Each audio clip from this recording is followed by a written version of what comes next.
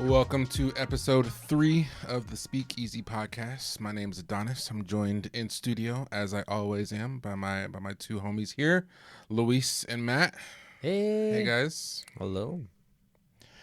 All right, so today we have another fun episode planned. We're going to be digging into some interesting topics, as we always do. But I wanted to kick this week's episode off with just a little bit of a disclaimer. So you guys are gonna be getting this episode a week early. So the regular schedule for the episode is every 2 weeks, but I'm actually gonna be going on a little family vacation this week. So we're gonna be getting this out to you guys a week early. So if you're like, oh man, every week I gotta tune into this show, no, don't worry. All right, it's still bi-weekly, but yeah, due to some scheduling issues, yeah, we're gonna be dropping one a week after last week. So I guess it depends on when you're listening to this. You could be listening to this 6 weeks from now, so disregard if you are, but for everybody else, a little special treat for you, a weekly release this week. So yeah, I'm taking my daughter to Sesame Place in Chula Vista, California.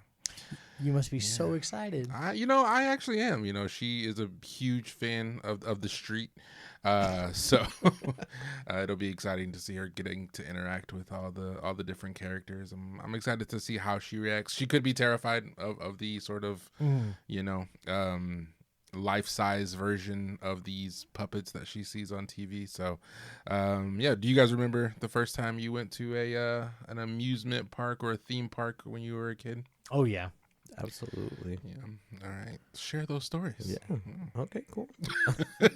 Well, before, what made you choose Sesame Street? She's just into it. Yeah. And she's still young. She's 2. So if we're gonna do the Sesame Street thing, it would need to be, relatively soon, because I have a feeling she's gonna outgrow it sometime in the near future. So I want to make sure she's still all in to Sesame Street. Cool. But yeah, no, my first amusement park was actually Disneyland in California. I remember that my parents both saved up, and then we had family visiting, so the whole thing was they wanted the kids. We were I think I was probably 6, 7, or 8. Okay.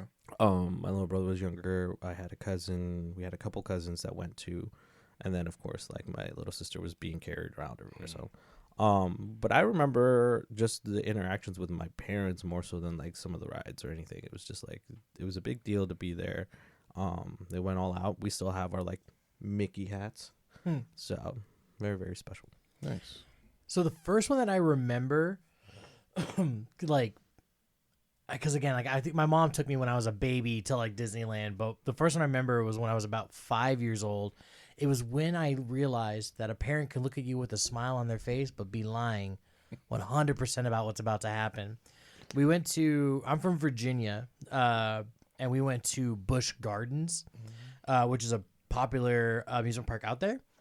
And I remember just doing all the different rides, having a really great time.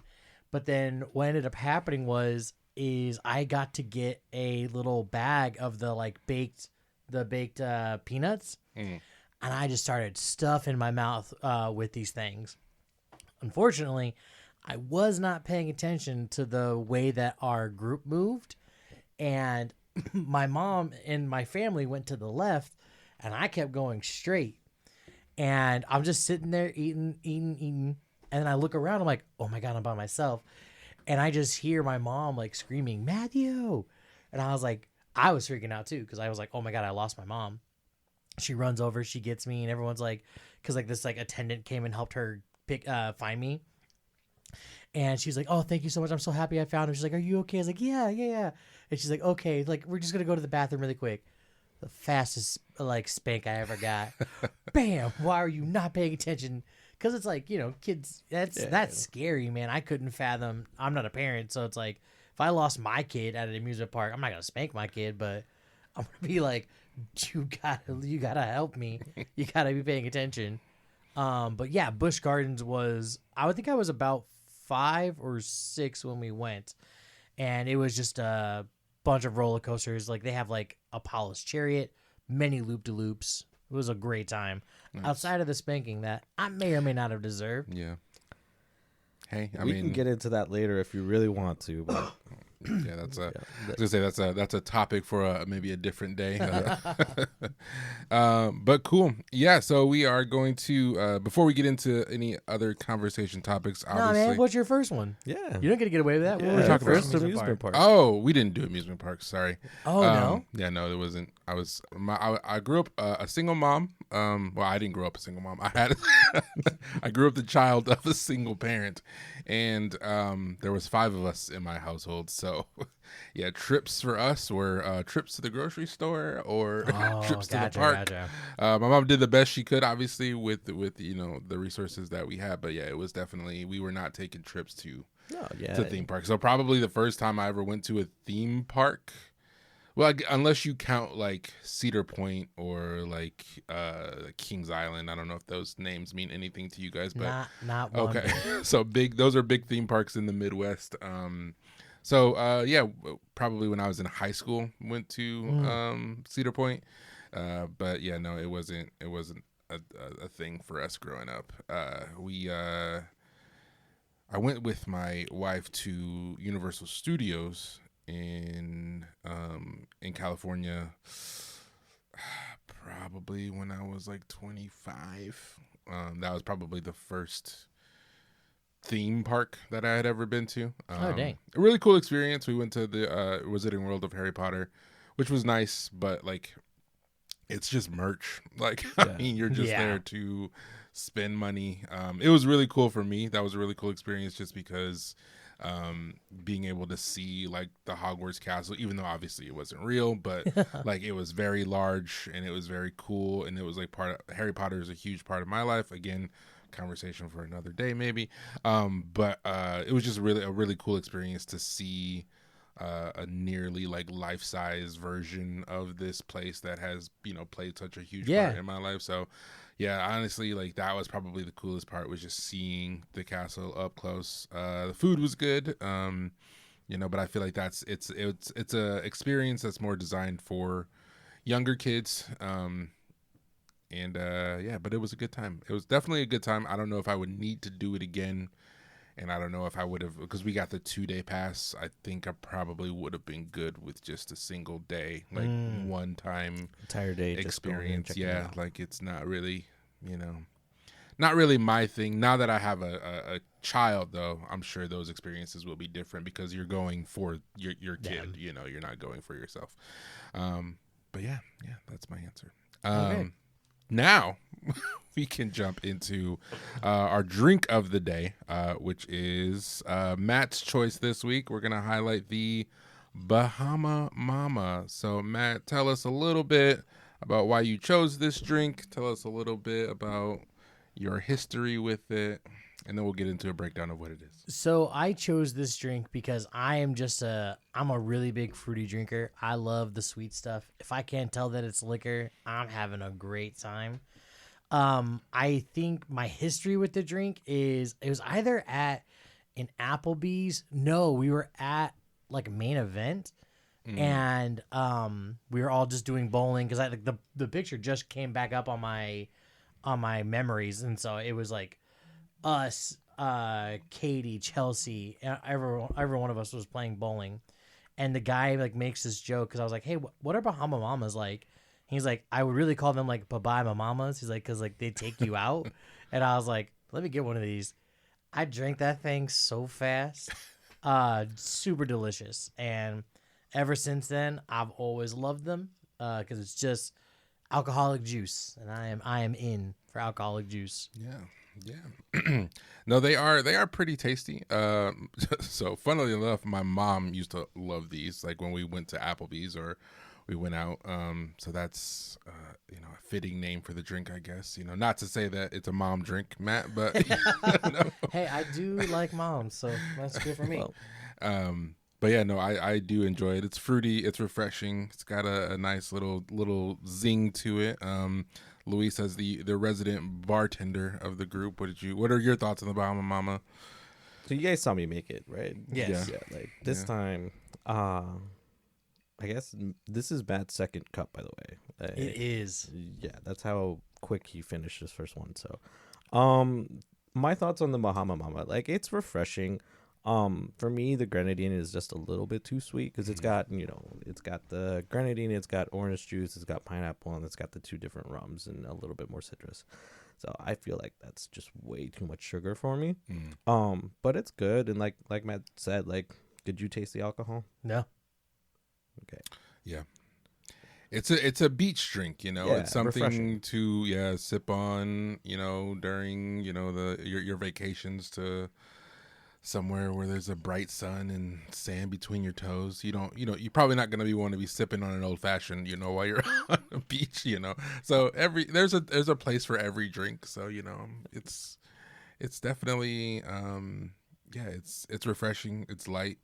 It tastes good. Yeah. Can't deny the fact that it tastes good. Yeah, I think you hit it like nail on the head, Adonis. It 100% is the drink, the vacation drink. Yeah. Yeah. Like this is like I'm just looking out to the water. I'm just sipping my alcoholic juice Yeah. and just like, do I have to worry about tomorrow? I don't, Yeah. because I'm on vacay. So yeah, that's why I like the Bahama Mama so much. I am on my second drink, just because I love it so much. Drink up. It's technically still, it's not your birthday month anymore, but it's still the month of your birthday. So hey, take advantage. I will. All right. So yeah, let's jump into some actual conversation. So I don't know if you guys knew this. Actually, before we get into this, I did have a couple of things I wanted to pitch your way. Matt, I wanted to see if you could give the people a little bit of a breakdown of what's going on with the Switch 2. Like, obviously, it was announced a couple of weeks ago on Nintendo's, what is it, the Nintendo Direct? Yes. They do. So they announced it. They announced that it was dropping in June. Cost came out, $450 for the console itself. Then there was a pre-order date that they said pre-orders would be live by, I think, April 9th was the original date, but then that got pushed back. So can you break down? You're a video game person. Do you know the drama, what's going on? I've been seeing a lot of people upset about the price of some of the games. Can you give us a little bit of a breakdown of what's going on with the Switch 2? Yeah, so the Switch 2 is kind of really talking pretty big about their charging for how much they kind of like they now invest into their games, how much like the return on the product they're putting out. So yeah, the system is going to be $450 to like $500, and the video games, Mario Kart 9, I think is what it's World. Sorry, thank you. Is the first one that's dropping with it, and that game is going to be $80 if you're buying it outside of the bundle. And people are freaking out now because they're like, our video game is going to start being $80 bucks. Because even Sony, they're $59.99 or $69, sorry, depending. And it's just people are getting really scared that like with these hikes, is gaming going to become too expensive? What's the like average cost for a new video game currently on other systems? So I think with PlayStation, it's like $69.99. Okay, so we're talking a $10 increase. Yeah. Okay. So For a Switch, which in Switch is like, in this day and age, the Switch 2 now is being compared to like graphic wise. It's going to be like playing your PS4, like your PS4 Pros. So right now though, we're on our PS5s and our Xbox Ones. Those can play at like 60 frames a second, and depending. Yeah. And those have better graphics, but are way cheaper. I was gonna say, but that's never been like Nintendo's bag, though, right? They've never been the like, oh, we're gonna make these super hyper realistic games with these like super high, technical aspects that are leagues above the rest of the market. They've always just, in my opinion, I'm not a gamer, but from what I've seen, Nintendo's always just been about fun. It's always been about just like what's the most entertaining game that we can make. So my sort of pushback against like people who are going ape shit, because I live on Reddit, and people on Reddit are just going ape shit about the $80 price tag on Mario Kart World. And my pushback on it is like it's not like they've said it's going to be that all new games are going to be $80. Like I think a couple of the other new games like Donkey Kong Bonanza has come out and said that that's just going to be the standard like $60-$70 price tag. So a lot of their games aren't going to have that $80 price tag. I don't know the logic or the thought process behind making Mario Kart an $80 game other than the fact that they know people are going to buy it. Right. And they know people are going to play it as in groups. So they're like, most likely you're not going to be playing this game by yourself. So maybe we can make it a little bit more expensive so that when you're doing, a 4-player game with your family at home, you're going to be feeling like you're getting the most for your money.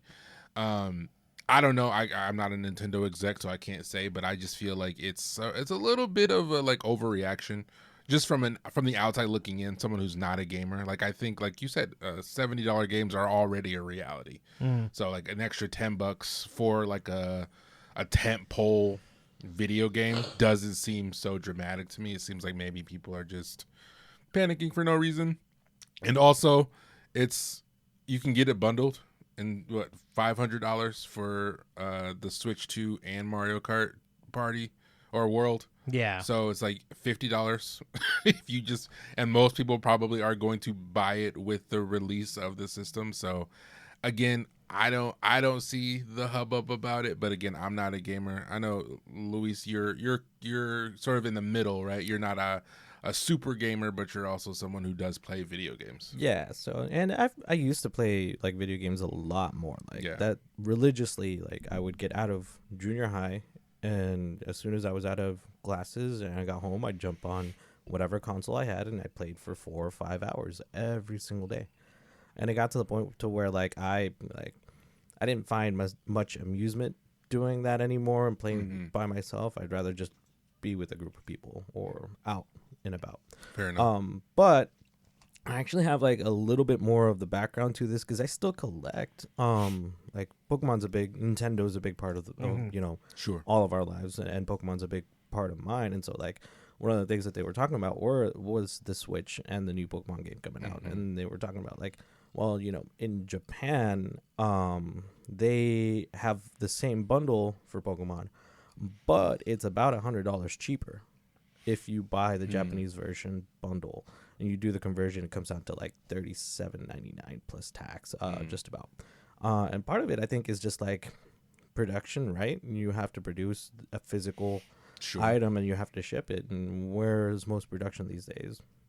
It's not in the U.S., right? That's fair. Yeah. So you got to import, you got to break down the cost with everything going on. Like it's going to be a little bit more expensive. I definitely agree with you on the fact that like we're bumping it like $100 like than what it used to be, or like $20 on the game from what it used to be. Because like even when we went up from $40 games to about $60 games, I was like, man, I really gotta like this game in order to buy it, or I'll just wait till they put it on discount. Like, but then, I mean, discounts haven't really been happening this last couple of years. So I think that's what. Sorry, I don't mean to cut you off, but I've heard that that's sort of also a thing with Nintendo, is that their games don't ever really go on sale. Like it's like Mario Kart 8 is probably the same price as it was when it dropped, so they don't really have that sort of we can just wait till it goes on sale type of mentality. Yeah, which I can understand why people are frustrated against that. But apparently that's never been a thing. Like apparently that's always been a Nintendo sort of rule. Yeah, and so like there's another part to it is like I hear that they're trying to push more for digital content. Yes. Which like if you're gonna buy a system, knowing the PS4, the Xbox is like, I don't know how Switch is gonna do it, or Nintendo, because like you have to have enough space. You can add SD cards, I think, right? Yeah, so that's the only thing you really can do. But it takes up a lot, and like you think about these games, like if you buy the biggest version, it's gonna be an extra $200 for the system, right? Yeah. And then digital content, but they're saying, oh, we'll discount it like $5. I'm like, $5 less for a digital version. It adds up, but then you're converting that price to like space. So yeah, I did see something. Also, someone on Reddit posted there was a post, and it was like, Nintendo makes it official, $80 price tag on Breath of the Wild for Switch 2. And it was like if you read the article, it's not an $80 price tag. It's No, the it's $10 upgrade fee for the Switch 2. So Yep. if you paid $70 for Breath of the Wild originally, it's an extra $10, which makes it $80. But like that's such a misleading headline, like Yeah. saying $80 for Breath of the Wild on Switch 2. Well, and then It's like that's for the added on graphics that they said that they were working yeah, on. and right? all the extra bonus stuff like the But here's another point to this is like Nintendo has been leaning more towards more microtransactions in the last 4 or 5 years. Like everything is now a DLC that you add on, or at least some of the like characters if you want to buy characters, if you buy the skins, all that stuff. But that's everyone, right? Though that's not just Nintendo. Yeah, that is everyone. I just see it more of like it's required for some of the main Pokemon games. Like you remember, I mean, I've played.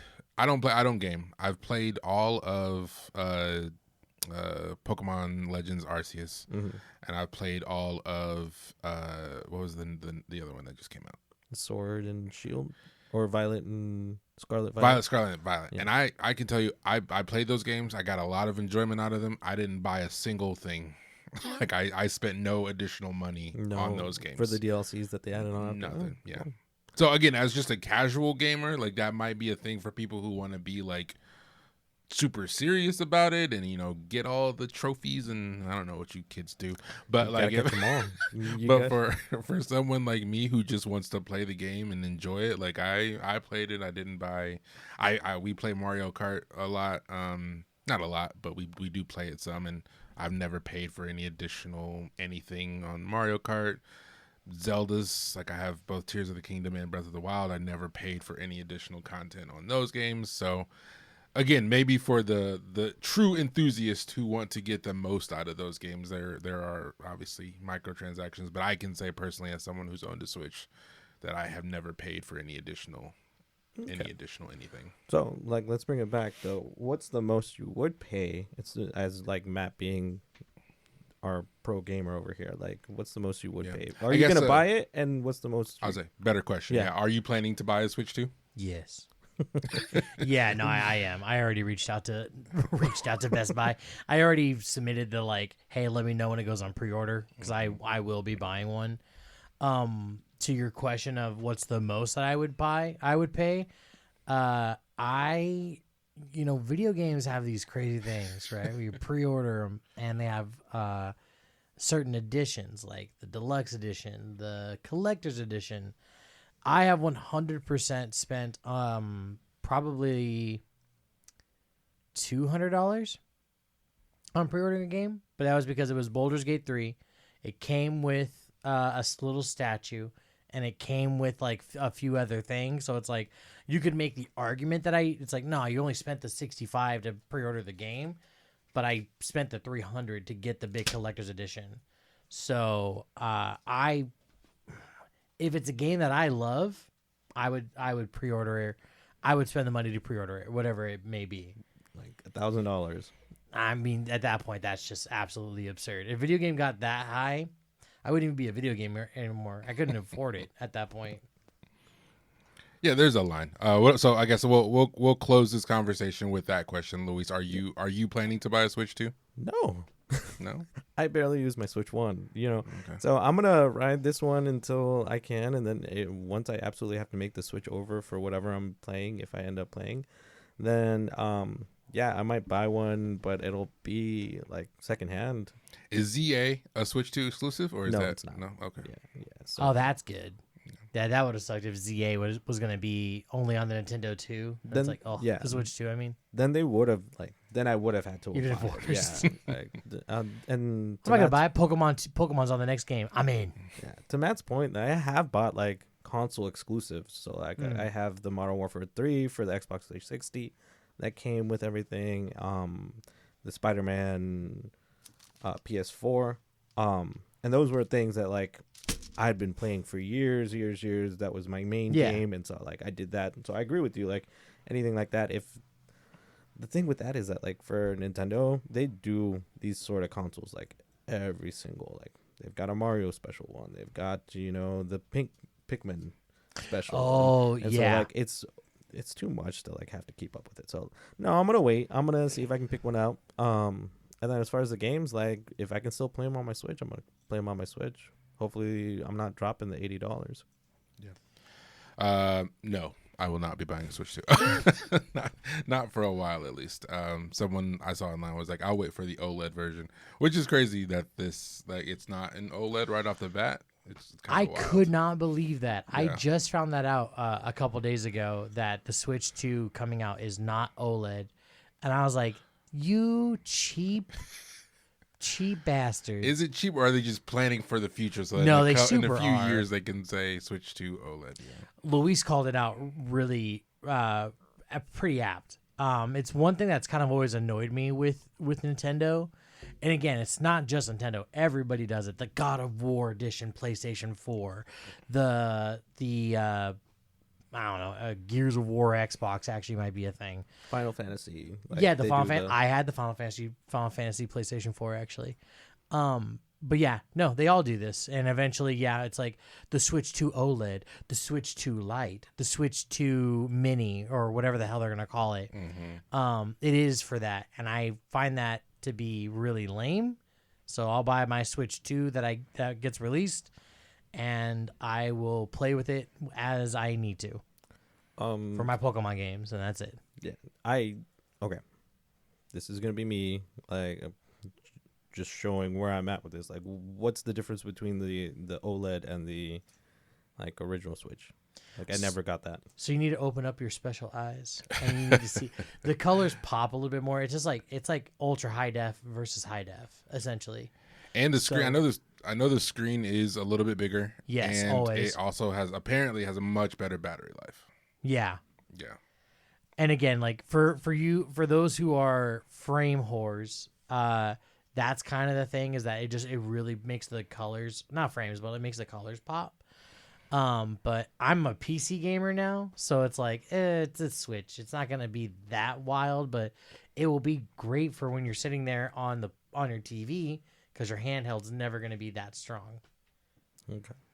Yeah, I mean, and you brought that up at the top, about the specs, so Yeah. if you're a person who appreciates specs, then, and I don't know if the OLED version was worth an upgrade from if you already had a Switch, but I think if you didn't have a Switch and you were choosing between the OLED and the normal version, like paying the extra $50 or whatever it was for the OLED version, I think that's something that, makes sense for a lot of people. I mean, I think you also hit it right on the nose, though, is that, like, for Nintendo, Yeah. and I think this is unfortunately always going to be the case unless, like, they get ahead of the curve. The graphics aren't going to be anything where I need to be like, oh my goodness, 4K. Yeah, but you're playing Donkey 3D. Kong and Kirby. Like, do you Exactly. What, I don't want. What do you? Yeah, like what? Or Pokemon. Like, you're not playing like I a don't- like a Matt's like an Elden Ring or a Baldur's, or it's Yeah. like where you need those graphics to be, tip top, and you want everything to look super cool, Yeah. and it's just like, no, you're playing cartoon games. Yeah. So Yeah, so until they change that. yeah, which I hope they never do, because like let PlayStation and Xbox be for the serious gamers. Let Nintendo be for us casuals who just want to have Family fun. people. Yeah, yeah. All right, so we're gonna close out that convo. I did want to kick into. We're gonna stay in the video game realm a little bit actually, but we're gonna switch to a video game movie that recently came out. A Minecraft movie is blowing everybody out of the water in terms of ticket sales. $162 million opening weekend. That takes down the Mario Brothers movie, which brought in a staggering $146 million over their opening weekend. This topped that. People are going crazy. It's projected to have a pretty steep decline in the second week, but I don't know. No one expected it to have such a strong opening weekend. So I think in a time where we're worried about movies, where we're worried about the future of theaters, and if there's gonna be enough big movies to warrant keeping theaters open, it's sort of it's a good thing, because we know people are still willing to go to the movies. It's a good thing that people are still willing to go to the movies multiple times. So those are all positives. I have been seeing some things online where there are trends going on where people are making a mess of the theaters for clout or for clicks, especially with this movie. So, Luis, you outed yourself as a movie theater general manager last episode. So, how has your experience been with the Minecraft movie? Have you had any of those terrible experiences with people throwing popcorn and drinks everywhere in the theaters? So I'd like to say that I love my community around the movie theater, right? Okay. And in order to love your community, to create a community, it takes a while, and you got to be very involved, right? I think I've been blessed by the work that I've put in at my own theater to where like I haven't seen anything as outrageous, but we were swamped, man. I will tell you that like so I think the original estimates for the Minecraft movie were like around the 80 million, right? And it doubled. Like that's not something that just falls out of nowhere.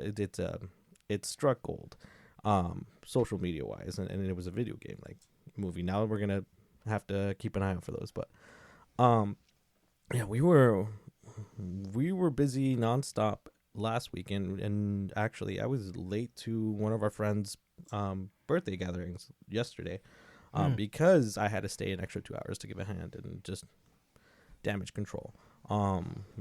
So it hasn't been bad, but I have heard of the trend. I mean, let's talk about it. The trend is there's a scene that references the video game character of Chicken Jockey, right? I don't play Minecraft. You don't play? Do you play Minecraft? I do not. I do not play Minecraft. No. I am not the target audience for the Minecraft movie. I'm not someone that's you point me in a direction, say go kill this enemy. I'm in, baby. And hey, build stuff. I can't build stuff. I'm not a builder. Okay, but so there's a couple scenes that are iconic and make direct reference to it. But I guess at some point in the first weekend, there were some kids, and I think this was out of Australia first, in the theaters over there, but they were like, oh, that's so cool. Let's like try and just make the biggest festive thing out of one scene happening. And it was kind of like, for us, it would have been like Avengers, right? So Avengers Endgame, spoiler alert, if no one's seen Endgame, when Captain America goes and like grabs the hammer and he goes and says, Avengers assemble, like everyone clapped, right? That's a big reference to the Marvel comics and all that stuff. It's gotten out of hand because, like you said, it's for clout. Everyone's recording. What can I do? I'm going to record this scene. What can I do? What's the craziest thing I can do in a movie theater? So I'm going to shout. I'm going to throw my popcorn. I'm going to throw my drinks. We're going to like jump around.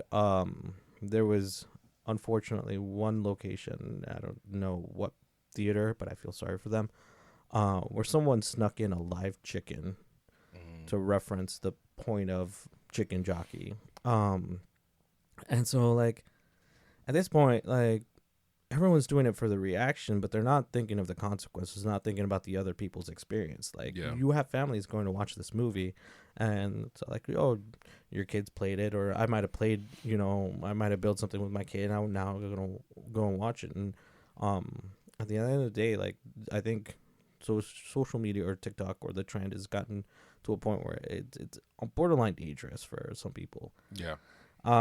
So again, for me, I have the support of like my managers. They're doing what they can to help out, to be preemptive. People have been doing theater checks. So I'm located thankfully next to like a mall, and they also have off-duty cops and security, and so like they're just checking in, making sure everyone's okay, everyone's safe. And like at the point of like, I think we gotta get back to like, yes, enjoy it, have fun, react to certain things when it's funny, when it's sad, have those emotions, but also be aware, like what's over the top, when you're like pretending or you're just looking for attention at that point, like I think it's gonna die down a lot because I've seen a lot of locations, and I've seen a lot of things where like attendance is still going, but we now know how certain kids are going to react, and we're aware of it. We're giving warnings, and from that point, it's like, you chose. There's still some sort of respect. If you don't follow the rules, what's going to happen? Yeah, maybe the tagline should be a Minecraft movie. Good for business, bad for ushers. Just because. It is hard though too, because that was always the thing that kind of sucked when working the movie theaters is the kids who are not even just the kids, but when people do throw and make a mess. That's why I always love the Deadpool movie, because at the end he kind of made a reference about like, hey, clean up your seats and go. It's not their job them to clean up your mess. Yeah. So it does suck that there's a trend of like, oh my gosh, let's throw our drinks and our food. Like, one, you spent money on that sucks, or someone did at least. And then two, it's the fact that you're leaving it to where someone has to clean it up. That's lame.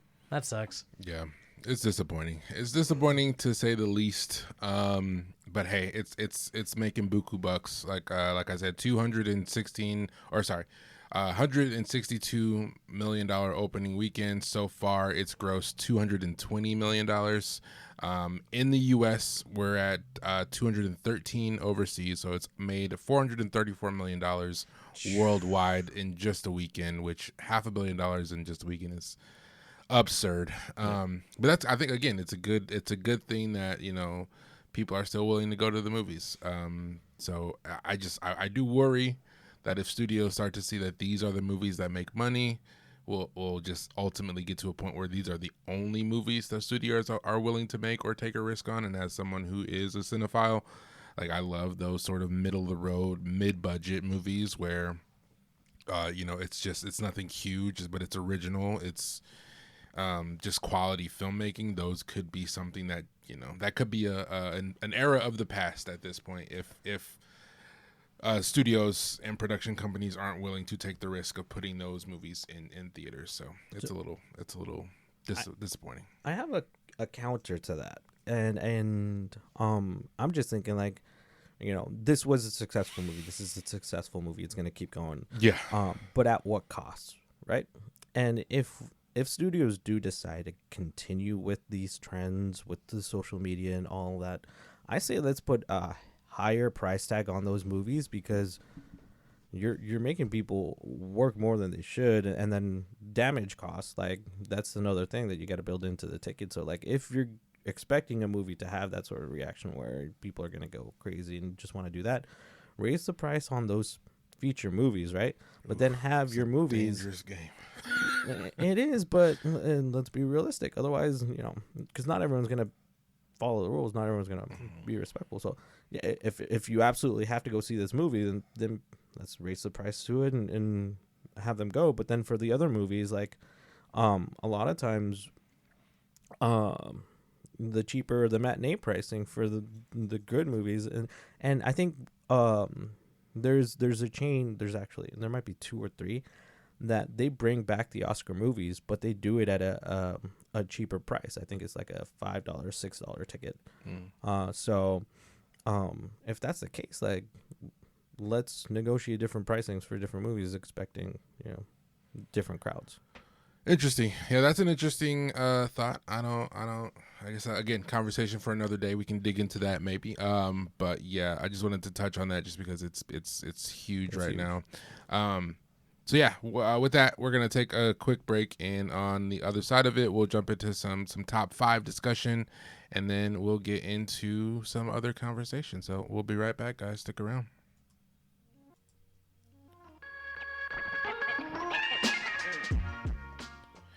All right, welcome back. We are going to jump into top 5. This week, we're going to be talking about our top 5 all-time favorite TV shows. Now, listen, there is a difference between favorite TV shows and the best TV shows. Like, there is a difference between everything when you're talking about your favorites versus the best. So, as all parents of multiple kids out there know, your favorite child might not be your best child. Let's be real here.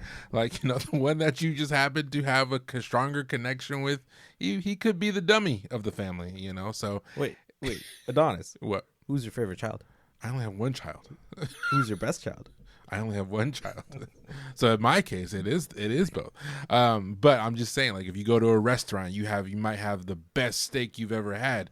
That Yeah. doesn't mean that that's your favorite meal that you've ever had. You know? Yes. So when you're talking about favorites, there's obviously going to be a personal connection to that thing, versus the best, where I feel like the best should strictly and only be looking at quality. You know, if you see a movie and you're like, man, that's the best movie I've ever seen, your personal, like, you know, biases or whatever shouldn't come into play when judging that movie to be the best. It should just be strictly based on quality, not any sort of personal bias or any sort of personal influences. But obviously when we're talking about your favorites, there is, like, your favorites could be whatever you want them to be. You don't have to have a reason for something to be your favorite. It's just because, hey, I liked it a lot. It's my favorite thing. So anyway, I just wanted to put that out there because there is a distinction. People like to argue that there isn't, but there clearly is. Not to say that there can't be overlap between those two things. Like, just because something is the best, or just because something is your favorite doesn't mean it can't be the best, but it doesn't have to be. Anyway, so I'm just going to throw that out there. So let's get into it. We'll go to Luis first this time. Top 5 all-time favorite TV shows, 5-1. Kick it off. So number 5, The League. 4, Bob's Burgers. Number 3, The Good Place. Number 2, Ted Lasso. And number 1, Suits. Okay. Definitely some interesting picks in there. For example, The League. You know, I've seen episodes of The League. I've laughed. I've chuckled at a few. What's the appeal there, especially for someone who's not terribly into sports, right? You're not a big sports guy, and it's about fantasy football, right? It's about fantasy football. And that's the thing is, like, I like sports, but I like interactions more. So, like, I could care less about, like, if a team is winning or losing or being like, this is my team. I'm not a fanatic. That's what it is I'm not a fanatic. So, with The League, just the concept of, like, a group of people getting together and, like, they're so passionate about it, and they interact and they do the craziest, dumbest things, and, like, I laugh. I love, like, certain types of comedy. It's not like the straight crude comedy of, like, slapstick, but it's got its funny points, and the characters in there, like, it doesn't age well, but it's one that I'll put back on. I think it's a little better than, like, Always Sunny. Oh wow, a little better. Wow. Yeah, because it's lighter. Like, A Little Sunny kind of takes you to lows. So, but it's there. Number 4 is Bob's Burgers. So, I mean, this is something I can put on in the background, and we were talking about it off camera in the break. Is like, I love dad jokes. I'm not a dad, but I love the dad jokes. It's like the simplicity of it that, like, make you think, make you like seriously. So, like, Bob's Burgers, it's about a family. It's a cartoon. It's animated, and yeah, if I need to have something in the background that's fun, entertaining, like, I'll put it on. It's nice. Clever. And then The Good Place. So The Good Place. Have you guys seen? I've seen clips. I've never watched it though. I finished it about a week ago. Yeah, I watched it for the first time all the way through. Did you cry? I didn't cry. The last, like, episode, I don't want to give anything away because there's a lot to give away in The Good Place, but the last episode definitely like, I don't want to say got to me, but it definitely made me think. It definitely made me feel a lot in that last episode. But I didn't cry. I feel like I could have, but I didn't. But and it's similar to that. It's like it's fun, lighthearted. It makes you think. It takes you through all the certain emotions, but then it also plays out of, like, what ifs, right? In life, it's like, what if I did this? What if I did that? Like, the moral back and forth and why, and then you see the growth of one of the main characters that is essentially there to, like, stop them from doing good. It's like, it's supposed to be, you know, the antagonist, but he ends up being one of the main protagonists. So, I like that flip. Ted Lasso. My brother kept telling us, like, and I'm gonna get emotional, but he kept telling us, you gotta watch Ted Lasso. I finally got the logins for like Apple TV, because I needed to watch Severance. Legally, people. All right, Apple, if you're listening, he paid for it himself. Yeah, I have my own Apple ID now, so we can try and Hey, there we go. so, yeah, like I watched Severance, loved it. I'm excited for the next season, but I saw Ted Lasso was on there, and I'm like, all right, fine, I'm gonna give it a try. Since the first second of like going into like what it was, and this is another sports, Yeah, that's Yeah. true. Yeah. is about a coach. I was just involved. It's so positive. It gives so much energy to it that like you can't help but feel and feel good. So the entire time I was like, this just feels right to watch this, to root for the coach, to see these characters grow and develop. And I mean, I loved it. I learned a lot from it.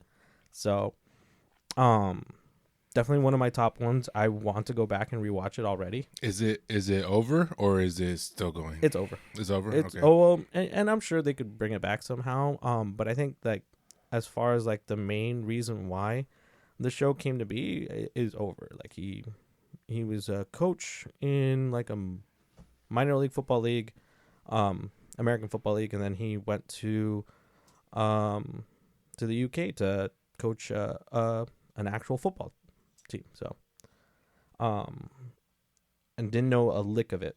So Yeah. that's kind of why it was like, The interesting thing about Ted Lasso is like the first time, because it was a character that Jason Sudeikis did.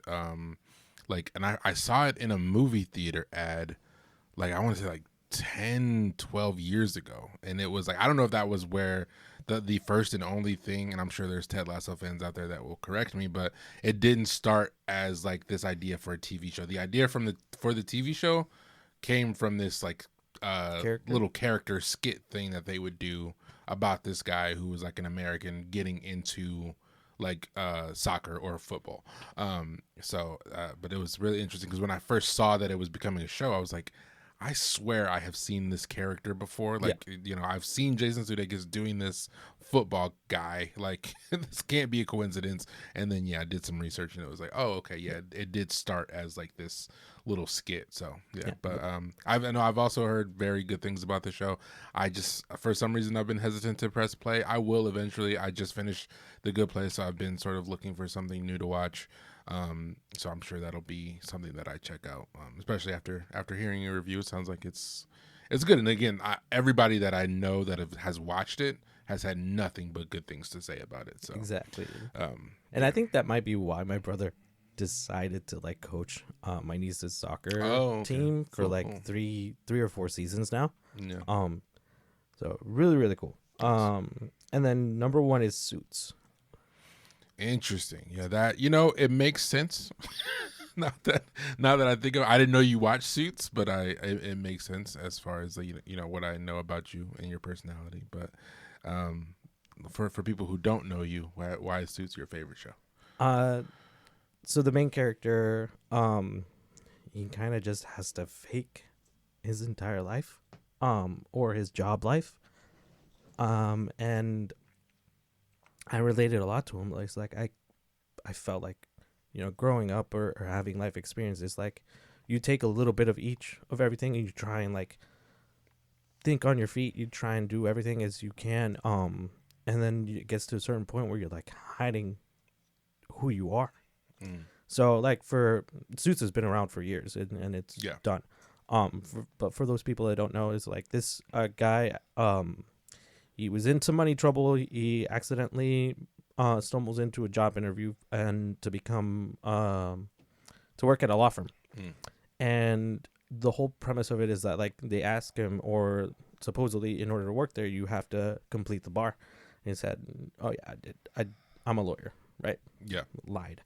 And I had to think about it. It's like, why is it my favorite one? Is because like for the longest time, like I had to lie to certain people in my life, some friends, schoolmates, and say, yeah, no, I'm a regular person. I'm an American citizen. And well, I mean, you are a regular person.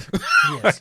Just because you weren't an American citizen doesn't I don't mean think you're not anyone's a regular person, But yeah, no, American citizen for the longest time, and so like carrying that around, and he grows, right, and he's trying to learn.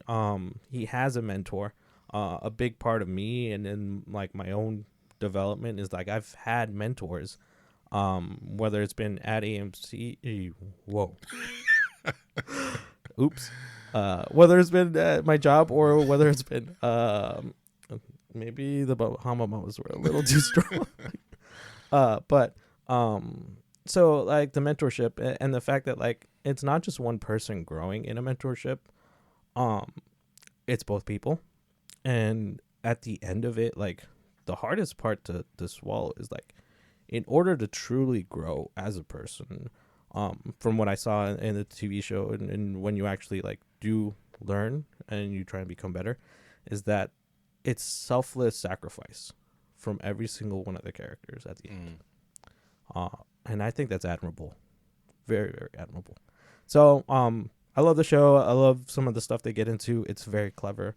Yeah. Didn't Meghan Markle get her start on that show? She did. What is she? The Duchess of, not Wales. I don't know. She's Harry's wife. Yes. Prince Harry's wife, not Harry from One Direction. Harry Styles. Oh wow. Yeah, but she got her start on Suits. And she came back. You know, they closed it out. Cool. So Cool. but yeah, definitely top one.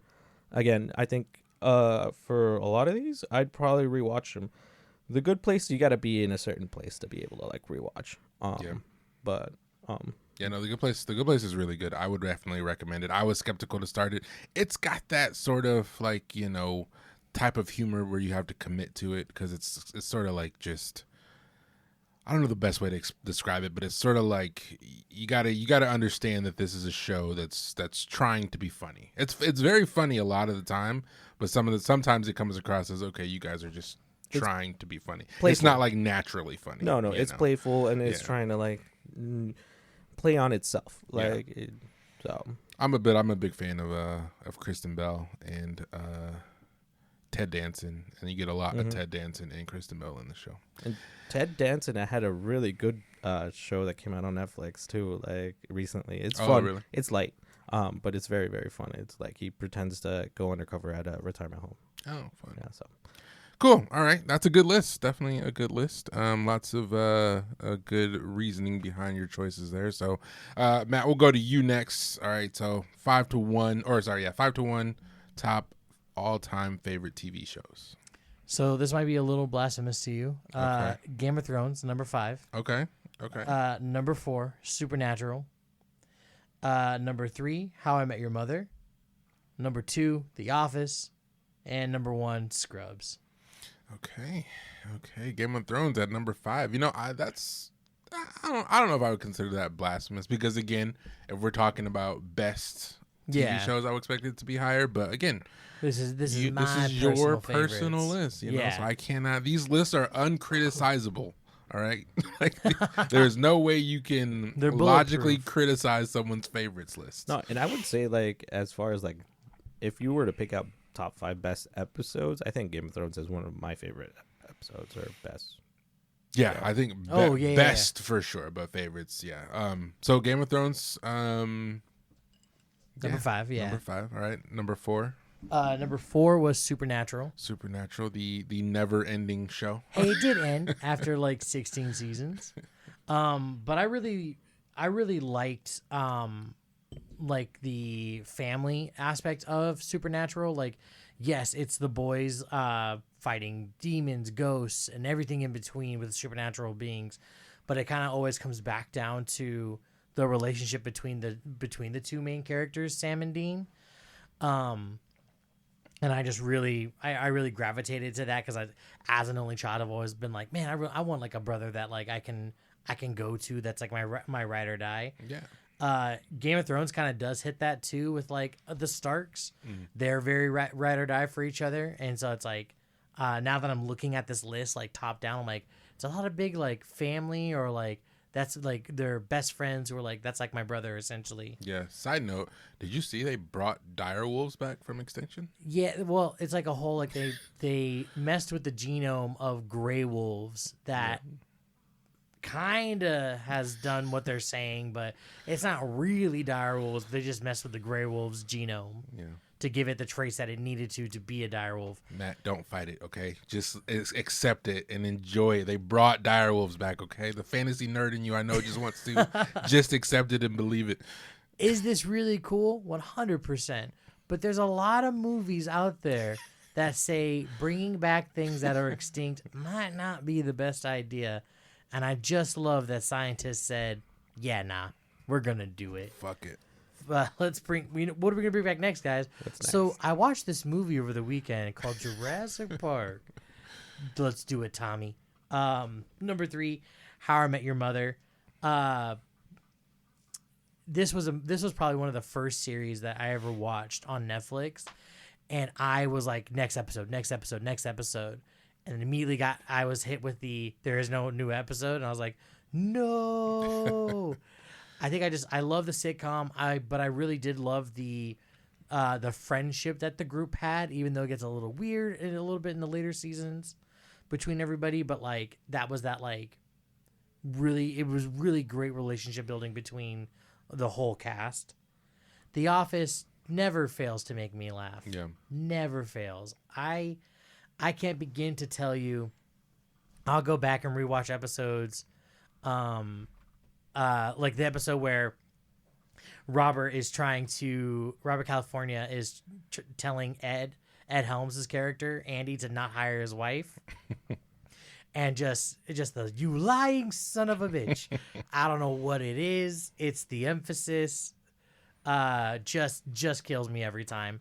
Absolutely love The Office. And then Scrubs. As much as I laugh at The Office, Scrubs gives me my laughs, and it gives me my favorite thing of like two best friends who are like kind of like bros just bonding. JD and Turk are probably like my favorite on-screen best friend brothers. And yeah, I watch Scrubs on my high days, on my low days. Scrubs is my favorite TV series. Nice. And it doesn't exist after season 7. Someone tried to tell me that there was a medical school. That's not real. Wait. The medical school is not real. Wait. That never happened. Can I just call something out? What's up? Like, can you run down the list real quick? From top to bottom Yes. again? Game of Thrones, Supernatural, How I Met Your Mother, The Office, Scrubs. Okay.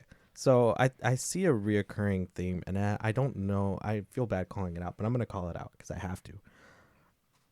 I think all of those shows went a little longer than they should have. And they had those not so good seasons that you're talking about where like, yeah, the one after for Scrubs, like it probably shouldn't have been made. But then we were controversial about like Game of Thrones in their last season, right? Okay. Supernatural went a little bit longer, and I'm gonna tell you, like, I watched the entire thing. There's like 2 seasons in there that I was like, can I just get through this? Can I just get through this? How I Met Your Mother, when they came back and met the mother, that last season too. So, I mean, that's not a bad observation. I think that logic can It's just definitely be applied to all of those shows. I haven't seen a lot of them, but the general consensus that I hear around Supernatural and How I Met Your Mother is that it's definitely like they could have ended sooner, or they could have been a little more constricted, I guess. Yeah. I can't say the same thing for Scrubs because I haven't watched Scrubs, and I know that there were the spin-off series or the spin-off series that people like to pretend doesn't exist, but I didn't know that the original show was like something that people thought should have ended earlier. I don't think for the original show. I think it's because people do think that the medical school is an extension of the main series, but it's not. It is. Okay, it's its own thing. It does have its own like subtitle. Gotcha. But no, I mean, and for The Office, I mean, yeah, the after Michael left, it is rough for like that whole season after, but I don't think The Office ever overstayed its welcome. At least I don't think it did. I mean, and we'll get into it because The Office is obviously going to be on my list as well. But I think it did. I think you do. Oh dang! I think it could have. I think the show could have and should have ended with Michael leaving. with Michael leaving. Yeah, not that I didn't appreciate and enjoy James Spader, but in season 8 and then Andy in season 9. Spoiler alert, I guess. But it was just sort of like, yeah, guys, we're sort of just treading water here. We know the end is inevitable, so let's just like let's wrap it up before we ruin a good thing, you know. But no, that's definitely a solid list. Got mostly comedies. Yeah. With the exception of, is Supernatural a comedy? Nah, No. it has comedic elements, but Yeah. it's more of a serious supernatural series. Wasn't there a full episode where they went through like infomercials or commercials or Yes, something? there's a thing. There's a reason behind that. There's also an episode where they do a crossover of Scooby Doo. There's also a musical But episode. it's not a comedy. It's not. It's got comedy elements, but it's a lot more of the supernatural, horror-esque. I mean, would you say X-Files is a comedy? No, definitely not. Yeah. I mean, I know X-Files kind of had those like goofy episodes every now and then. But never goofy to the point where they were like breaking the fourth wall. Yeah, no, and like, okay. you know. But like the whole break, I can't even go into explaining it to you because time-wise it'd be a lot. But like, Yeah. there's a reason why that happens. Okay. They're not really like breaking the fourth wall. It's because they're forced into it. It's a whole thing. It's a whole thing. Fair enough. All right. I guess I'm the last one that needs to go. So 5-1 for me. 5 is going to be The Amazing Race. 4 is going to be Lost. 3 is going to be The Wire. 2 is going to be The Sopranos, and 1 is going to be The Office.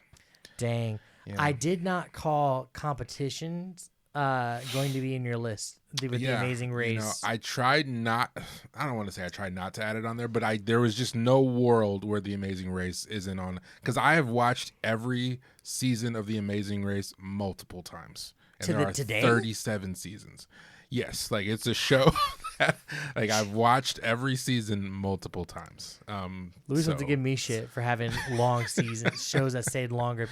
37 seasons? There's 37 seasons of Amazing seasons of Race. The Amazing But Race. how many episodes are in each season? Like 12. 12 to 13. Yeah, not Yeah. 20, 30. Yeah, like 24 for Yeah, Supernatural. Exactly. Yeah. So Dang, that's a lot for Amazing Race. Okay, so why The Amazing Race and why? What was your number 4? Number 4 was Lost. Lost. Yeah, so The Amazing Race is just, again, it's a show that I put on all the time. I love competition reality shows. I'm a huge fan of competition reality. I love seeing, like, and the great thing about The Amazing Race versus something like Survivor or something like The Challenge is that it's all competition. My least favorite parts about shows like The Challenge or Survivor are the social aspects of it, where you have to try to play the politics game, you know, where it's just so that takes me out of it a little bit. Like there are literally seasons of The Challenge where I will fast forward. They do the challenge, you know, early in the episode, and then there's like the nominating period where they have to nominate the person to go into elimination, and then there's like a 20-minute segment about them going to a club or a bar or drinking and talking. Several episodes I have like gotten past the initial challenge, saw who was going to elimination, and then just fast forwarded through To the elimination. to the elimination, because it just gets so grating, it gets so annoying. Like I don't need to see, and that's where I feel like people start to act. That's why I feel like you get these reality stars, quote unquote, who are starting to become actors, you know, and trying to get more camera time or trying to, you know, fight for attention, which I don't, that's just not for me. I've never been the person who's enjoyed that aspect of reality TV. So The Amazing Race is just from start to finish, people going through, trying to do these challenges and get to the finish line faster than the other teams. There is no political or social game to it. Now that could be argued because there are things like U-turns or ways to like stop other teams from doing well, but 90% of the time the team that's getting targeted is the team that's doing the best in the race overall. So there isn't really a politics game. It's like, hey, how do we get ahead? We try to take down the strongest team, which just makes sense, you know. Like there is no there are alliances, quote unquote, but there's also just hey, we're just trying to get ahead. So I love The Amazing Race. It's just fast paced, high octane. I love watching all the challenges, like putting myself in their position to see if I would be able to do these challenges. You know, you always think that you are able to, but you know, probably a lot of them I wouldn't be able to do. Yeah, no, it's just a fun show. We watch it so much that my daughter, my 2-year-old daughter, she started to get into it too. So she'll Oh, say no like, way. Oh. yeah, she'll literally ask to watch The Amazing Race. So That's crazy. yeah, no, it's just a great show, and I couldn't there was no world where I wasn't adding that to my list, you know, because Fair we're talking about favorites, and it is Yeah. one of my all-time favorite shows. Yeah, Lost is another one that people might be like, what?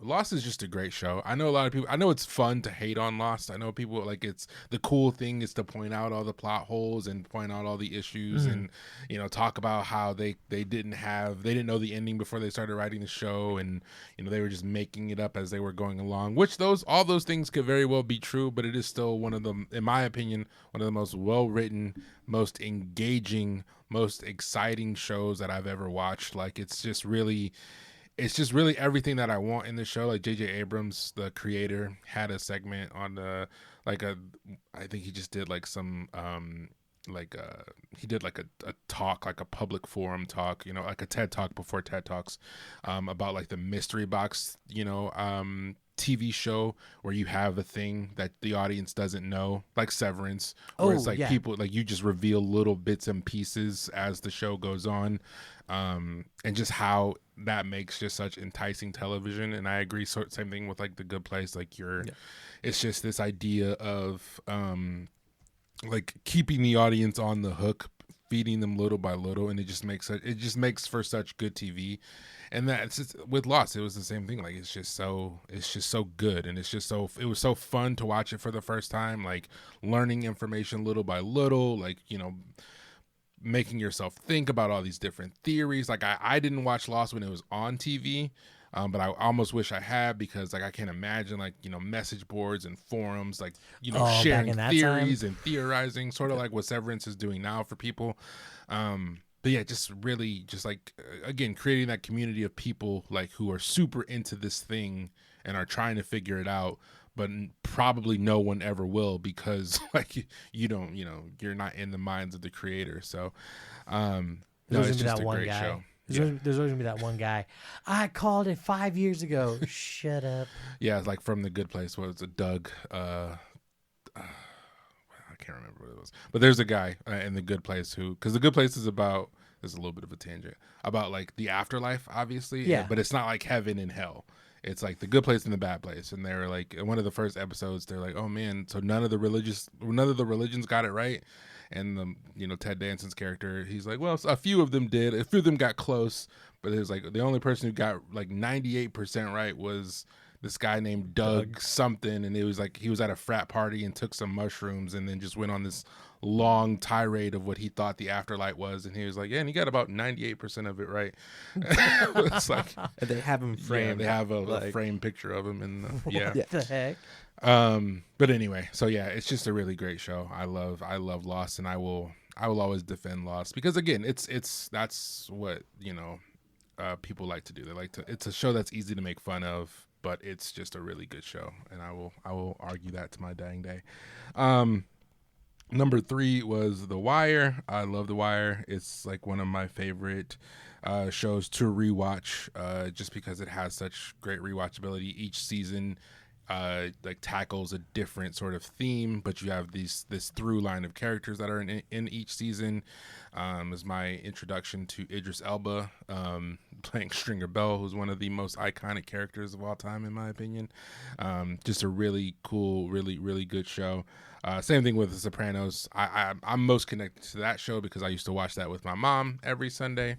Like, it was just a super, obviously well-written show. I didn't know it was well-written when it was on TV. Yeah. Because it was like on TV when I was like in my early teens.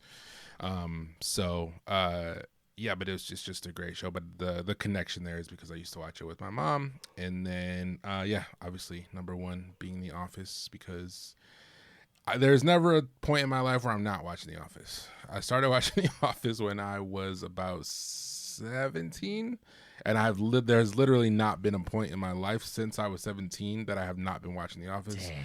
And I'm 34. So for the past 17 years of my life, I have been watching The Office literally on a loop. Like it's just it's my comfort show. It's my go-to show. I could probably quote most of the series. But yeah, going back to what we were talking about with Matt, it probably should have ended a couple of seasons before it did. Those last 2 seasons are a bit rough. If I'm doing a rewatch, like I always am, those 2 seasons are where I sort of tune out a little bit, and then I get excited because I get to start at season 1 again. But yeah, no, there's a lot of honorable mentions that I won't get to because, like I said, I'm going to lock myself into this top 5. But yeah, no, those are my 5. What is it about like The Office or the characters, or like, do you have a favorite part of it or a favorite character? Like, I think The Office is just funny. I think it's truly like one of the funniest things I've ever seen. I've like I said, I watched this continuously for 17 years. There are still scenes that make me laugh. Like what? Like that makes no sense. Yeah. Like I've seen this show hundreds of times, literally, and I still laugh at moments.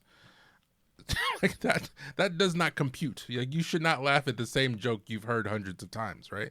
But I still do, and I think it's just because of the comedic timing of specifically Steve Carell is just like the GOAT in my opinion of comedy actors. He's just so good. He's so natural. There are moments where you hate Michael Scott. There are moments where you love Michael Scott. There are moments where you pity Michael Scott. There are moments where Michael Scott frustrates you. Like his character is just such a great character. And just the dynamic between all the other characters in the show, like it's about such a mundane topic, it's just like these people working at a paper company. That shouldn't be compelling television, but it is. Just because ordinary life is compelling, that's what we all do. We all live ordinary lives for the most part. But it's just it's just such a relatable show. It's so easy to connect with the characters. And that's a part of the reason why I didn't like the later season is the characters started to become caricatures of themselves, where it was like, we're going to take this one little quirk that this character has and amplify it times 100. And that's where it starts to get a little bit sticky for me because I'm like, man, like I liked the hyper realism of The Office in like the early seasons 1 through 5 specifically. It peaked in season 5 for me. Season 6 was still really good. Season 7 had its moments, but yeah, seasons 1 through 5 was where it was at. I respect. That's a good solid list, man. Yeah. And again, bulletproof because it's my favorite. Yep. So nothing you can say. No one can say boo. Can't say shit. Keep your comments to yourself. No, unless you agree with it. well, I haven't watched more than half of yours. I think The Office and Game of Thrones. No, Game of Thrones wasn't on mine. No, what was number 5? Amazing Race. You've seen episodes. I've seen episodes. I like it, and I think you and I we like that aspect of like the reality shows that have the competition because I love the challenge. I watch it with my family, so it's just like having to go through stuff and seeing people be able to like just enjoy it while also winning and challenging themselves. That was really cool. So absolutely solid list. I'm gonna check out the 3 in between. Yeah, The Wire and The Sopranos are shows I think everybody should watch at some point. And they're short. Like they're like, and when I say short, like Sopranos 6 seasons, like 10, 12 episodes max, so 60 episodes. The Wire 5 seasons, sorry, with 10 episodes. So Cool. Not like a super long commitment. The opposite of Matt's list, where you need about a year to get through his. I don't know what you're talking about. You just put Scrubs on play and just look away for a little bit. All right, Matt, you wanted to have a conversation about adulthood, right? What's your? Yeah. So super sorry. I just turned 33 back in March, and I found this conversation topic that was, I'm gonna get this pulled back up.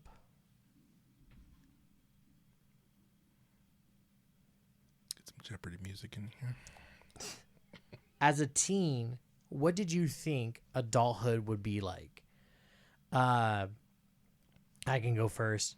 I definitely, at like 16, 17, I thought by 30, I was going to be married, 2 kids, well into my career, and living that white picket life fence.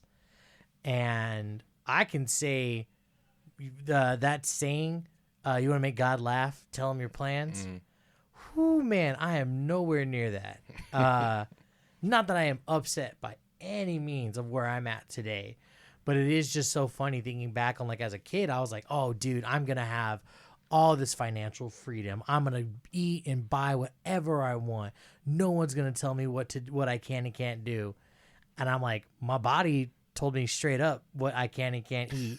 Because it said, hey, that makes you sick, and if you continue to eat it, I will make you worse. Buy whatever I want. I can, with great difficulty, depending upon, how my bills want to land that month. And then, it just was so crazy to me to think about how, like, we just thought as teens, we were like, oh man, being an adult, we're gonna run everything. It's gonna be great. And now I'm like, yo, I miss the simplicity of being a teenager.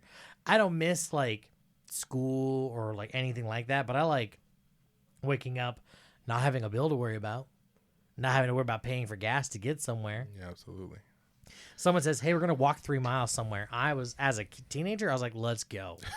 That's light work. Let me get my bike. We're going to get this done.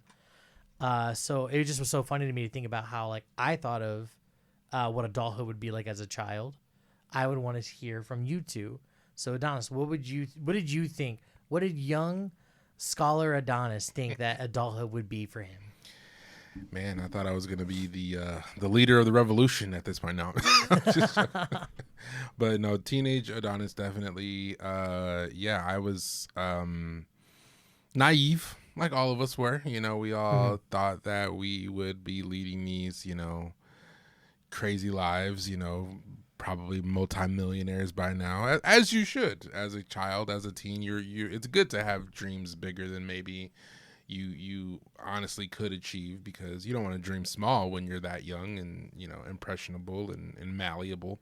You want to have big dreams. So I'm glad that I had those big dreams. And obviously there are things that I would have done differently if I could go back, but maybe not, because I don't have the life I expected to have, but I have no complaints about my current life. But no, what did I think I would be doing? I definitely didn't expect to be in Arizona. I thought that I would be living probably in a bigger city like in New York or in LA. I thought I would have more kids. I thought I would have started having kids probably around like the 25-year mark, but I didn't start until I was 33. Obviously, like I said, I had big dreams. I wanted to be a judge, surprisingly enough, when I was a teenager. Yeah, the plan was to go to school, go to law school, become a lawyer, and then become a judge. Just because I wanted to be, because judges have a lot of power and they have a lot of Sway? Not sway, but they can make. They have the ability to make change. Oh, gotcha. And I didn't want to be a politician. I didn't want to be someone who had to sort of campaign to make change. I wanted to just be someone who could make change. I wanted to become a lawyer to become a judge, but the end goal was always to become a judge. Then I realized that wasn't going to be a reality, because I just couldn't see myself in school for that long. And then obviously there were dreams of becoming like a filmmaker, like living in Hollywood, producing indie films. I actually wanted to be a documentary filmmaker above everything else. In my early adolescence, early adult life, I wanted to be a documentary filmmaker. That I don't want to say that dream died recently, but that was a dream that took me into my late 20s, I think. And then I realized, okay, that's probably not going to happen either. And I think there comes a time in your life where you have to realize the life you want may not be the life that's attainable. So you kind of have to start like living for the life that you can have. That kind of sounds sad. And I think a lot of people will fight you on that. Because, there are a lot of dreamers out there who are like, no, it's never too late. You can always, achieve your dreams and be what you want to be. And that is very true. And if there are any young listeners, don't ever, like, quote unquote, settle. But I do think that there comes a time where you kind of have to be realistic, and I do think it's a time where you again, like uh, uh, a very mediocre rapper had a line that said, happiness isn't about getting what you want all the time. It's about loving what you have. And I think that there's real truth in that. Like, stop trying to live for the life that you think you should have and start appreciating the one that you do. Because you don't ever want to be, or at least I never wanted to be the person that was always wanting, like a great rapper, J. Cole, it has the song Love Yours, where it's like always going to be something better than what you have, but you're not going to be happy until you start to love what you have. So stop looking at the things that you don't have and just start appreciating the things that you have. So that mindset has really helped me in my early 30s, and I think it will help me throughout the rest of my life, just because I may not be exactly where I wanted to be when I was younger, but I don't have really anything to complain about with what I have. And I do love the life I have. I love my wife, I love my daughter, I love my friends.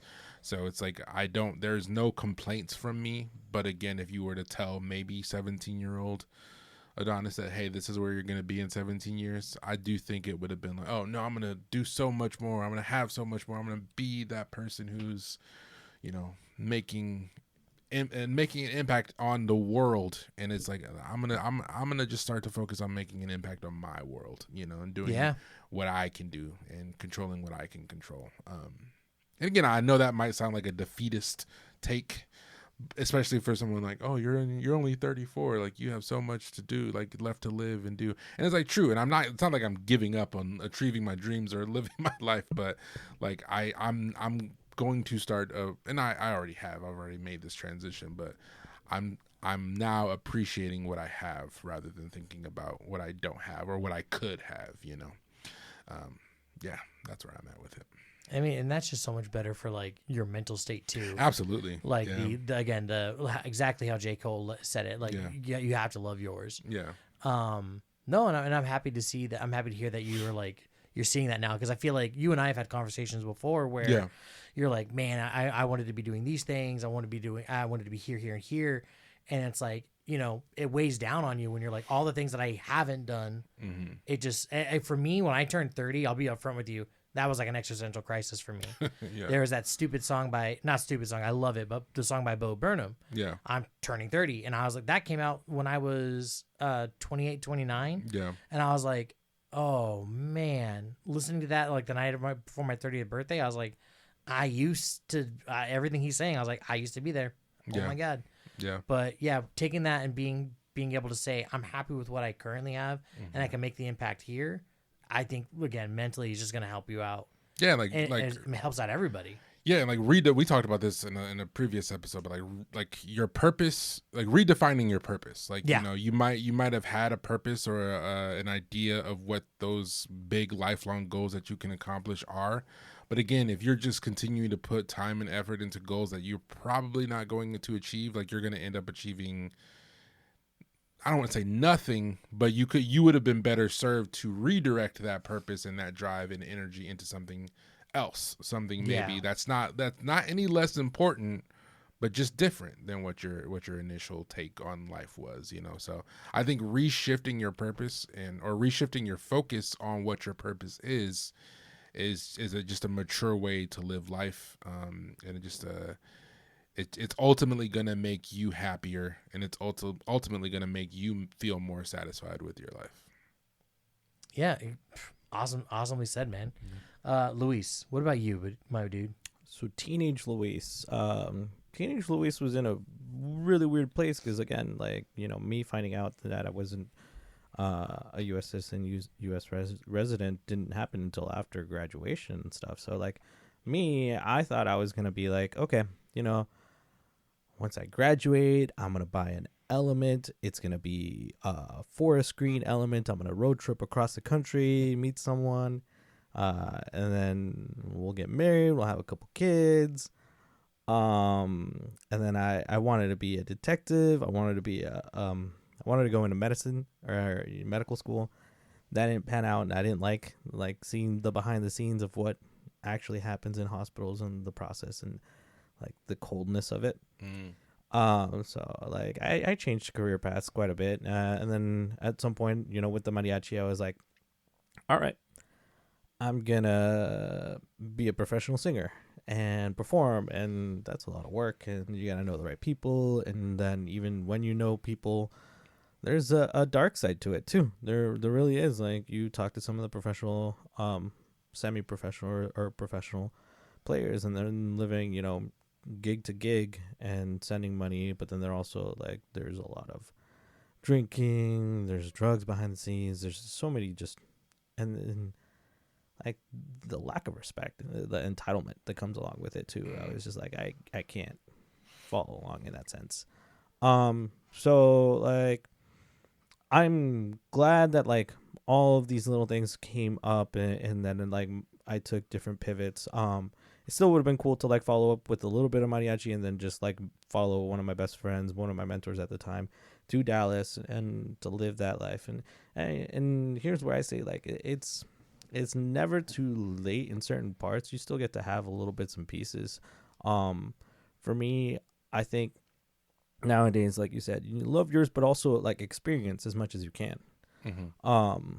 I make this comparison to like my associates, my employees. I tell them, and this is just my own take, like, all mad respect for anyone that does one thing and masters it. But just growing up, I've learned that like being a jack of all trades for me, Mm-hmm. and a master of maybe one or two has been more beneficial for me than trying to master one thing and be frustrated when you're like hitting a wall, when you have an area where you don't see development, you don't see the results that you get. It's just like, it is so draining Yeah, at that's like a times. jack of all trades, because the saying is jack of all trades, master of none. Yeah. But you want to change that from jack of all trades, master of one. One or Yeah. two, and that's the thing, is like, when you're growing, you should focus on like one thing that you want to like be really good at, and the center of it for me is the development of myself and others. Like, if I'm able to help other people kind of just grow in the sense, then I think I've mastered that skill. Mm. And I've been able to apply it. I've seen the impact that I've had with some of my students in mariachi, and none of it comes to me, but I gave them a place and a start, and someone to like support them Yeah. in their goals. And so same thing with some of like my employees. Like, I've seen them move up, move out. It's really cool. Like, I had an amazing like crew member that he's like, well, school's not going so well, but I want to do this. And I'm like, go for it, man. Like, you're young, move out there, see what you can do, and you end up making it to the NFL. Like, and then there's doctors, other things. So just a little bit of support goes a long way in caring. So I'm going back to like different traits. If you experience as much as you can in life, you can learn a little bit more of different things. And I said I make that comparison because, like, if you just focus on the one role in your job, yes, you're gonna grow, but then you're gonna need to be well balanced in all your other areas, right? If you're gonna get to like an executive level, you're gonna need to know how to draft an email, or public speak, or produce a product, or have public relations. And so it's better to like take little bits and pieces bit by bit than to just focus on the one thing. That might be a little bit of my ADHD too, though, but I'm glad, and I like you said, I've loved the way my life has played out. Mm-hmm. I have setbacks, but I get stronger every time I fall. Yeah. And I mean, it life doesn't get easier, right? You just get stronger. But for me, like, the weight of those setbacks, and the weight of like how heavy the world, especially right now and with everything going on, I can say that I don't carry that on me anymore. So yeah, like I said, glad it didn't pan out the same way that I thought it was, because like that Luis, I don't know what he would have been doing right now. he would have shut off half his brain and just work mode, and then Yeah. but All right. Well, thank you guys for going down this, answering this little question for me, and my little secondary midlife crisis at 33 now. Getting up there, man. I know. Yeah. I can feel the grays in my beard. They're not there yet, but I feel them. After this last weekend, I know I have grades. All right. So with that being said, we're gonna take one last break, and we'll come back and close the show up for you guys. All right. Stick around.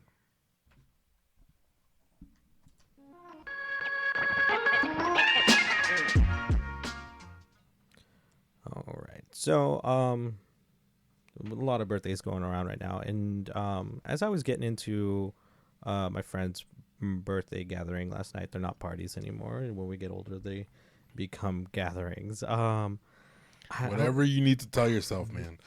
Extravaganzas or banquets. What's the other one? Brunches. Shindigs? Just But I was getting there, and there is this a ritual. I don't know if it's religious. I don't know if it's just practice, something that he grew up with. But I kind of found it to be like a quirk, because it's not necessarily what I do at my own home. But we walked in, and first thing we do is we take off our shoes, right? Mm. And I don't necessarily want to talk about quirks, but I did want to talk about, like, is there any like particular practices, let's say, that growing up it was a common thing to do, getting home and sitting down, like, and where did they come from? Because like truthfully, like, maybe I gotta call him up and ask him, hey, why do we take our shoes off when we walk into your place? Because like my usual thing is I get home, yeah, I can get comfortable, but I'll go to my room first, and that's where I like, take things out of my pockets, take my keys off, and then get comfortable with like shoes off, socks off. Interesting. So I mean, we're talking more.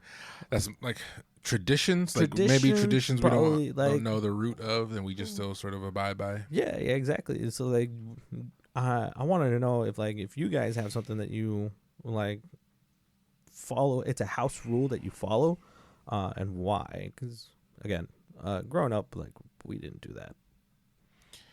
Oh yeah, I mean, that's definitely an interesting question. There are still things that were a part of my childhood that I sort of just continue to do just because they were a part of my childhood. One of where Matt and I work at a company, and our CEO told a story. I don't know if Matt will remember this, but during one of our meetings where, and I can't remember what the tie-in was for the corporate world, but basically like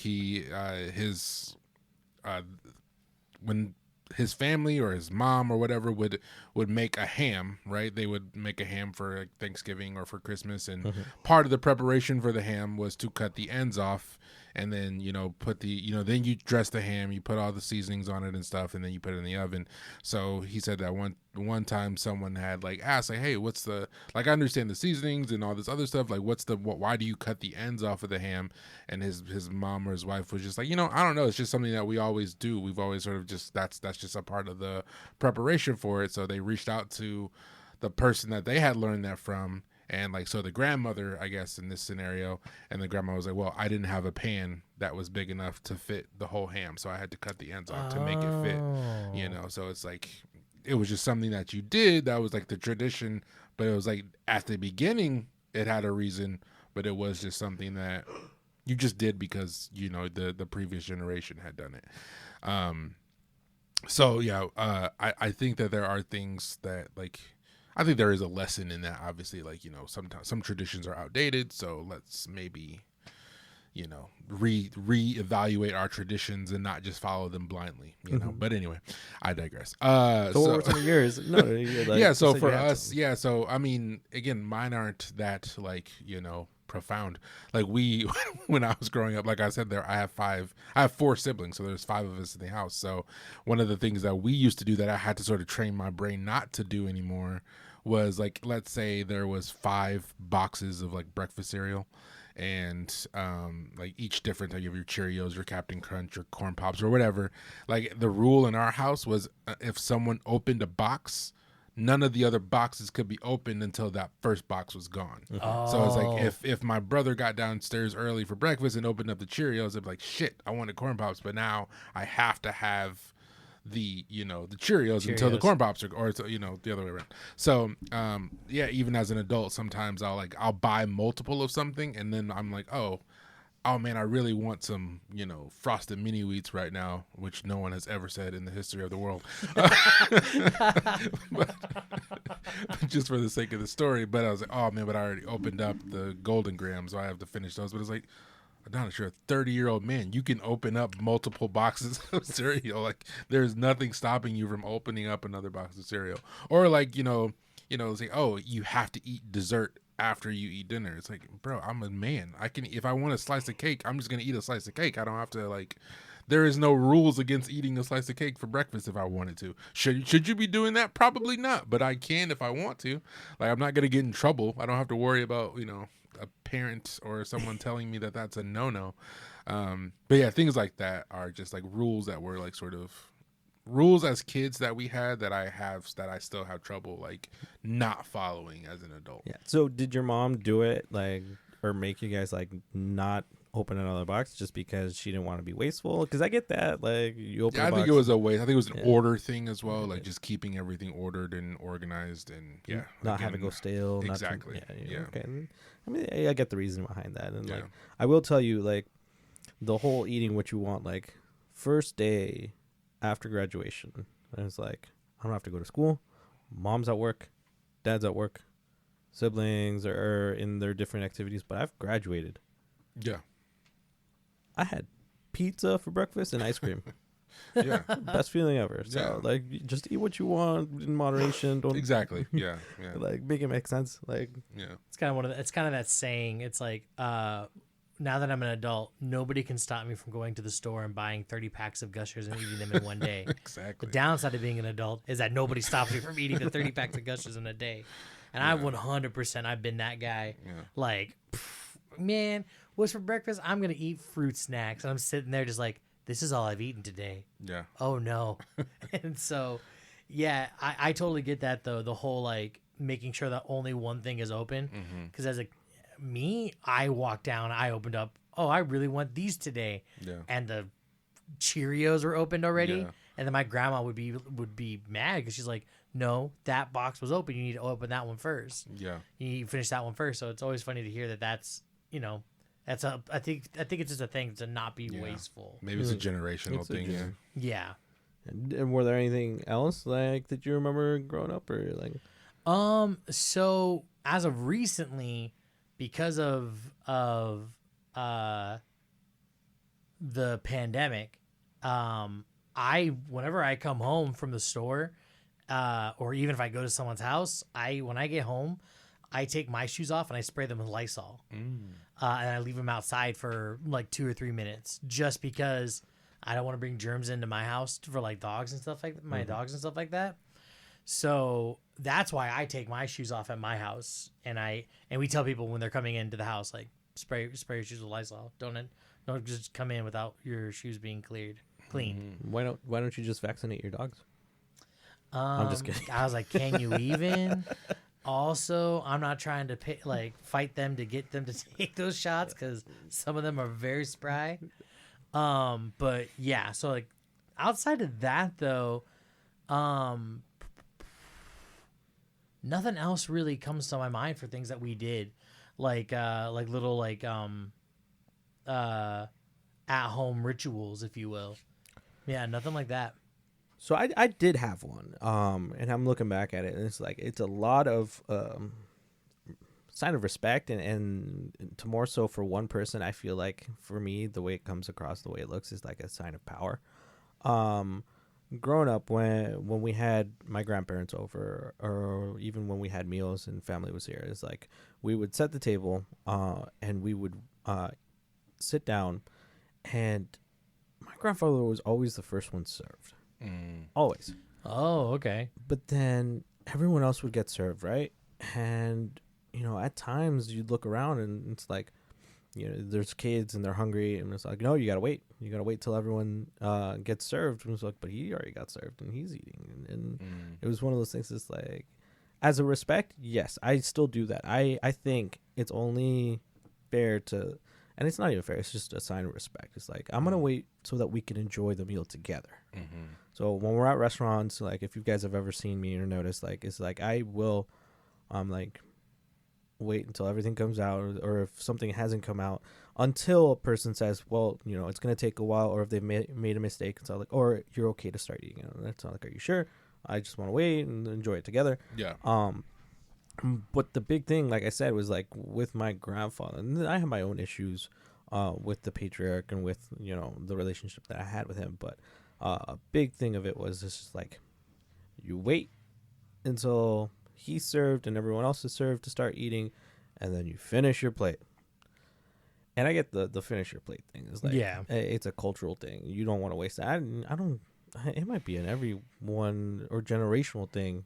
Yeah, I think it's a class thing too. I think as we're growing up, very near the poverty line, and at some points below it, it was like, you don't like you eat. First of all, you eat what I give you, and you finish what I give you. It was like, man, these, not to sound like an old curmudgeon, but like kids these days have no idea how good they have it. Like if I didn't like what was being served, then I just went hungry. Yeah. It wasn't like, go in there, fix yourself something that you want to eat. No, it was like, hey, if we're having chili tonight and you don't feel like chili, then you're going to go to bed hungry. Like, you eat what I give you. So it's like we didn't really have the luxury of being picky when I was growing up, and you ate what you ate. And again, with five of us in the house, like 7, including my mom and my granddad who lived with us for most of my life, like it was like you eat, you're probably not going to get that big of a serving. Not to say, guys, I wasn't Oliver Twist growing up, but please, it's like it was never like it was always like a big family meal type of thing. So spaghetti, chili was always big, like something big and shareable. Yeah, exactly. Where my mom wasn't making 7 steak fillets, right? Like, so but it was like I think it's a class thing too, because I think you have to eat. And you need to eat what we give you, because this is going to be probably your only meal tonight, and you're not going to eat again until breakfast. So, well, and I was going to ask you, like, you said you either eat or you go hungry. And I was like, I never got the luxury or the option to go hungry. I had to eat my food. But with 5 people, I'm sure, your brothers force feed us. Yeah. It's like, or your brothers would eat it. Or someone else would eat it. Yeah. My grandma, what she would do is I played chicken with her, and I realized she has time. So what happened was she made liver and onions, and a young Matthew, and even to this day, I do not like liver and onions. I was like, Grandma, I don't want this. And she's like, I don't care. I cooked that. You're going to eat it. And I was like, no, I'm not. She's like, well, you're not leaving this table till you do. So we sat there, and at the time, the way that our kitchen was, we had a little TV at the top of the fridge where she could watch her novellas. And so we're just sitting there watching her novellas, and I'm just like, what's going on right now? She's like, oh, that's the brother. He's come back from the dead. They thought it was actually his evil twin, Ramon, that killed him. Oh, man, okay. I get up to, like, sneak away. Is that liver done? No. Sit back down. 2 hours. 2 hours. I ate cold liver. I didn't leave. And so that... Yeah, I think it might be a class thing, but I think it's also like a sign of respect. Like if I made this for you, like you don't just get to walk away from what I get made. But it always blew my mind as a kid, hearing other like family members or other kids who like, I just walk away really because I was scared. Yeah, I was thinking for sure my grandma would get me. I had a cousin who went on not an eating strike, but he would not eat anything unless it was McDonald's chicken nuggets. And I was like, I'm sitting there like, if I tried that, I'm pretty certain that I'm just not gonna be here anymore. Like I'm getting in trouble. Yeah. So yeah, I think it's like a class thing, but like it's a respect thing too, though. Like you're not gonna sit there and say, oh, I don't want this. I made it. You're gonna eat this. Yeah. All right. Well, I think, to the one friend, happy late birthday too. I think he's listening. I hope he's listening. But you want to give a shout out? I mean, we'll give a shout out. Yeah, no, shout out Hades. Happy belated. Happy belated, brother. I'm gonna tell you, like, going on to like the shoes at the door, like I respect your ritual. So I'm gonna keep doing it. I hope it's because you just want to keep your house clean. I said probably. I mean that sounds to me just like a hygiene thing. Like Yeah. But I am curious why. You watch like one video of what people do at like truck stops or like QTs. I watched this lady break a bag on the ground, and that bag was yellow. I don't want to know what it was, but we can assume what it was. Yeah. Right there in the parking lot, and it's like, yeah, you really don't know what you're walking in. That's true. What caused that sticky thing that you're stepping on? Do you really know? Do you want to know? Do you even want to know? That makes me reconsider. Yeah, I'm just saying. I get the no shoes. Yeah. Totally get it. Cool.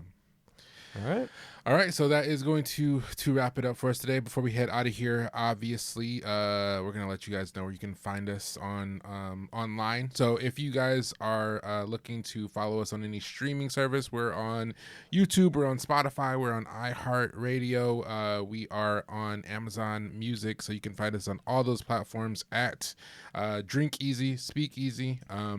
You can also find us on Blue Sky at Drink Easy, Speak Easy. And Luis, where can they find us on the social medias? TikTok, Instagram, and Facebook. All Drink Easy, Speak Easy. All right, guys. So as we do with every episode, we're going to close this one out with a toast. It's going to be Matt's. All right. With the watered down remnants of my Bahama mama, here's to always loving what you have, but always still reaching for the stars. Cheers. Cheers.